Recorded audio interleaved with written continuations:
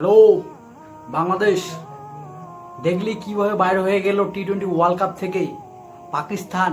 এবং তোদের বাপ এখন টিকে আছে। ভারত টি-20 ওয়ার্ল্ড কাপে একমাত্র টিম, এশিয়ার নাম্বার 1 টিম।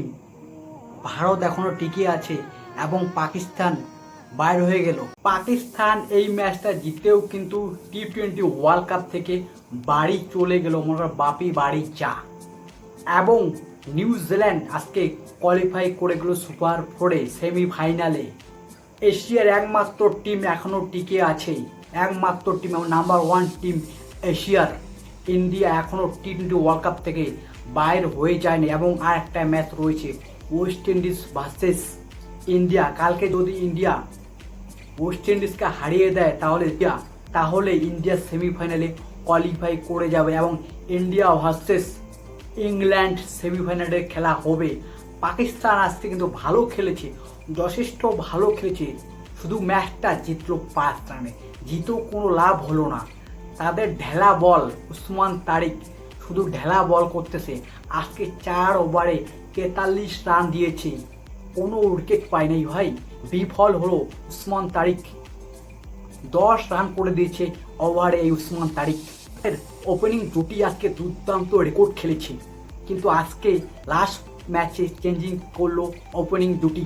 আজকে ভালো খেললে কিছু লাভ হলো না, কারণ এই ম্যাচটা 63 রানে জিততে লাগবে পাকিস্তান। এই ম্যাচটা কিন্তু জিততে পারলো না পাকিস্তানকে 63 রানে এই ম্যাচটা জয়লাভ করতে লাগতো, কিন্তু এই ম্যাচ শেষ ওভার পর্যন্ত চলে গেল। এই ম্যাচটা 5 রানে শুধু জিতলো এই পাকিস্তান। ওভারে 18 রান দিয়েছে ভাই শাহিন আফ্রিদি, পাকিস্তানের নাম্বার 1 বোলার, সবচেয়ে ঘাটিয়া বোলার। পাকিস্তানের ঘামান ফাইনালি আজকে বের হয়ে গেল। তারা বলেছে আমরা খেলবো না, বয়কট, কত কিছু কথা বলেছে এবং পাকিস্তানের সাথে এই ম্যাচটা জিততে পারলো না পাকিস্তানকে 63 রানে এই ম্যাচটা জয়লাভ করতে লাগতো, কিন্তু চলে গেল এই ম্যাচটা। 5 রানে শুধু জিতলো এই পাকিস্তান। লাস্ট ওভারে 18 রান দিয়েছে ভাই শাহিন আফ্রিদি, পাকিস্তানের নাম্বার 1 বোলার, সবচেয়ে ঘাটিয়া বোলার। পাকিস্তানের ঘামান ফাইনালি আজকে বের হয়ে গেল।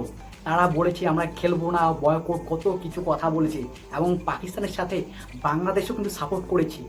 এখন বাংলাদেশের পাবলিককে আমি বলি, তোরা এখন কোথায় গেলি ভাই? তোরা নাকি টি-20 ওয়ার্ল্ড কাপ দেখিস না, কীভাবে দেখতেছিস? আজকে কিভাবে তোদের চোখের সামনে টি-20 ওয়ার্ল্ড কাপ থেকে বের হয়ে গেল পাকিস্তান। এখন তোদের বাপ শুধু ফাদার এখনও টিকে আছে। টি-20 নাম্বার 1 টিম ইন্ডিয়া এখনও টিকে আছে, এখনও বাইর হয় নাই। মুখ দিয়ে যেটা বলে সেটাই করে দেখায় ইন্ডিয়া। এটাই নাম ইন্ডিয়া, চাকদে ইন্ডিয়া। পাকিস্তান প্রথমে ব্যাটিং করে 212 রান করে 8 উইকেটে। পাকিস্তানের সাইফজাদা ফারহান রেকর্ড খেলেছে আজকে, 100 রান করেছে। সাইফজাদা ফারহান হাইয়েস্ট স্কোরার, টি-20 ওয়ার্ল্ড কাপের একমাত্র প্লেয়ার, 2টা সেঞ্চুরি মারল ব্যাক টু ব্যাক সাইফজাদা ফারহান। এবং ফাকার জামানকে এতদিন থেকে পাকিস্তান টিম তাকে মৌকা দেয় নাই, আজকে দেখিয়ে দিল। সে মানুষটা সবাই বলছে ফাকার জামান কিন্তু যখনই চান্স পায় সে কিন্তু দুর্দান্ত ভালো খেলে। আগের ম্যাচে তাকে বসিয়ে রেখে বাবর আজমকে খেলাইছে, তো আজকে খেলাটা দেখালো। 42 বলে 84 রান করলো এই ফাকার জামান। তাহলে আগে কেন বাবর আজমকে খেলাইছো তোমরা বলো? এটাই সবচেয়ে বড় ভুল ছিল এই পাকিস্তানের একমাত্র বোলার 3টা উইকেট নিয়েছে। আবরাম আহমেদ 3টা উইকেট নিয়ে যথেষ্ট ভালো বল করেছে। এবং পাকিস্তানের নাম্বার 1 শাহিন আফ্রিদি 48 রান দিয়েছে 4 ওভারে। কি বলবো, লাস্ট ওভারে 18 রান দিয়েছে শাহিন আফ্রিদি। এবং শ্রীলঙ্কা দ্বিতীয়তে ব্যাটিং করে 207 রান করে 6 উইকেটে।